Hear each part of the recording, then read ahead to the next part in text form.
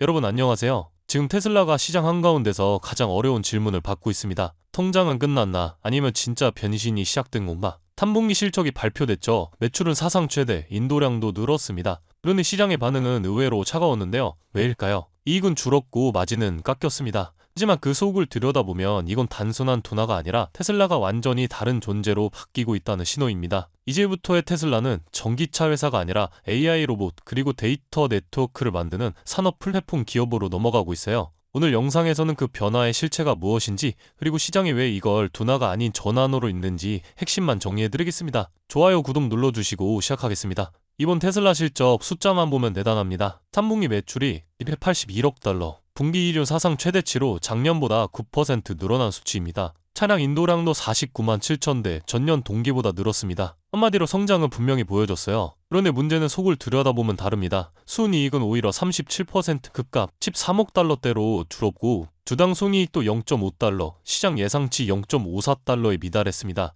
왜일까요? 테슬라 내부에서는 탄소 배출권 매출이 전년 대비 44% 급감했고 여기에 관세 부담과 구조조정 비용, 무엇보다 AI와 로봇 관련 연구개발 투자 확대가 마진을 깎아먹은 겁니다. 겉으론 매출이 늘었지만 속으론 AI로 가는 비용이 본격화된 시기였던 거죠. 그리고 머스크는 동시에 다음 판을 깔았는데요. 2026년 테슬라는 완전히 새로운 스테이지로 넘어갑니다. 로보택시, 사이버캡, 전기트럭 세미, 초대형 에너지 저장 장치 메가3, 그리고 휴머노이드 로봇 옵티머스, 이 네 가지가 모두 본격적인 대량 생산 체제에 들어갑니다. 각 제품이 테슬라 생태계에서 다른 축을 담당하고 있죠. 사이버캡은 로보택시 네트워크의 핵심으로 도시 모빌리티 시장을 노립니다. 세미트럭은 물류망을 데이터망으로 바꾸는 전략의 시작이고요. 메가팩3는 전력 저장 인프라, 즉 AI 서버 시대의 배터리 허브가 됩니다. 옵티머스는 제조 현장을 자동화하며 인간의 노동을 대체하는 데이터 생성 로봇이죠. 즉 테슬라는 도로, 공장, 전력망을 모두 데이터 네트워크로 연결하고 있습니다. 이 모든 사업은 결국 하나의 목표로 수렴하는데요. 테슬라 생태계 안에서 움직이는 경제 시스템을 구축하는 것.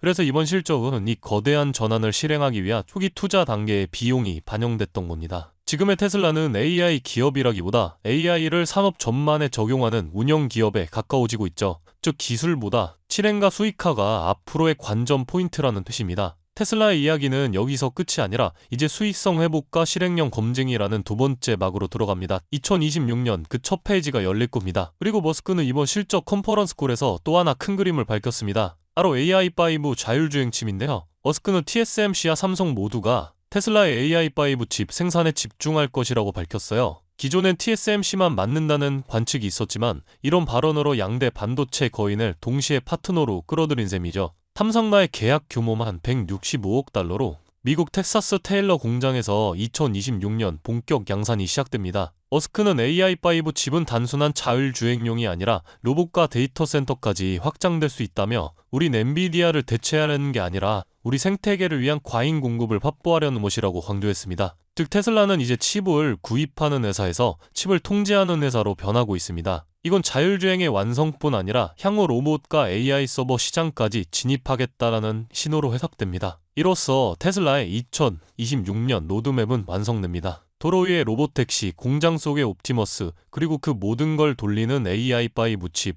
이건 단순한 자동차 기업에서 산업의 인프라를 직접 설계하는 전략적 진화라고 봐야 합니다. 이제 시장의 반응을 한번 정리해 보겠습니다. 테슬라 주가는 실적 발표 직후 430달러 초반까지 밀렸어요. 매출은 사상 최대인데 순이익이 줄었다는 점, 그리고 연구개발비와 인건비가 급증했다는 부분이 단기 부담으로 작용했죠. 그런데 흥미로운 건 하락폭이 예상보다 크지 않았다는 겁니다. 즉 시장은 이미 단기 수익성 둔화보다 AI 전환에 대한 투자로 받아들이고 있다는 신호로 생각할 수 있겠고요. 현재 구간은 머스크가 자사주를 매입했던 371달러에서 396달러대가 강력한 하단 지지선으로 단기 저항은 480달러 초중반대 형성되고 있습니다. 기술적으로 보면 430달러 부분에서 매물 소화가 마무리될 경우 다시 450달러 이상으로의 회복 시도가 가능하고 AI5 칩 양산이나 로보택시 로드맵 관련 추가 발표가 나올 경우 단기 모멘텀은 충분히 살아날 여력이 있습니다. 다만 지금의 테슬라는 예전처럼 단순한 전기차 판매 회사가 아닙니다. 이제 시장은 판매량보다 AI 로봇, 에너지 인프라 수익화 속도를 본격적으로 평가하기 시작했어요. 즉 주가를 끌어올릴 건 숫자가 아니라 실행인 것이죠. 그래서 투자자 입장에선 이런 관점이 필요합니다. 370에서 400달러 구간은 중장기 매수 방어선, 또 480달러 이상은 단기 과열 구간. 2026년 로보택시 상용화와 AI5 칩 수익 방영이 시작되는 시점이 다음 랠리의 핵심 분기점이 될 가능성이 높습니다.